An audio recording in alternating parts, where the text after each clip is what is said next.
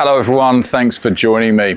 So there's a lot going on the Great Barrier Reef at the moment. Of course, we've still got the legacy of the effects of the low pressure system over the past few weeks, resulting in very high amounts of flow into the rivers and actually out into flood plumes. They've actually made it out to the mid-shelf reefs in some areas, particularly in the central region. We've also got a lot of residual heat in the system, partly as a result of actually the very warm temperatures we saw at the beginning of summer.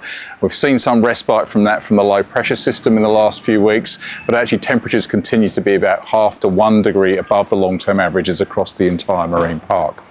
At the moment, the Bureau has now stated there's actually a tropical cyclone out in the Coral Sea that I'm sure many of you are aware of. That's forecast to remain as a tropical cyclone for some time to come with a southerly track. That actually then may track, although it's quite uncertain as to whether that will approach the Queensland coast. That combination of effects means that we've seen rainfall over the past few weeks. We may see more as a result of this tropical cyclone, and then there may be some consequences of the tropical cyclone for the reef and obviously for coastal communities, and so we're keeping a close eye on it. But it's this combination of environmental factors that we always watch at this time of year because it's important both in terms of what it means for the Queensland community, but actually for the Great Barrier Reef.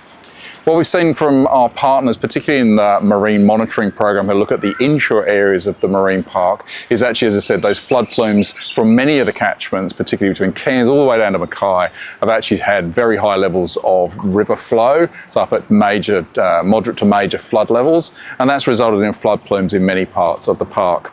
We're getting satellite imagery which is being analysed about the extent of those flood plumes, and then we will be looking at targeting in-water surveys to understand the consequences for seagrass meadows, coral communities, etc. within that area.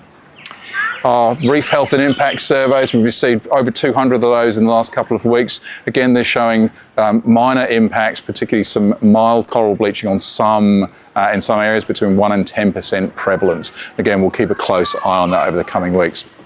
So as we move towards the end of February, which is actually the end of summer, but we're expecting to see continual challenging conditions in some areas over the coming weeks, and we will be looking at those very carefully to see what the consequences are for Reef Health. As always, you can help us by downloading the Eye on the Reef app from your chosen app store, which gives you information upon what's going on the Great Barrier Reef in terms of what you see and actually how you interpret it, and it can help us by you telling us what you see out in the marine park. So we'll be bringing together all this information with our partners, and I'll bring you another update next week. Thank you for your attention.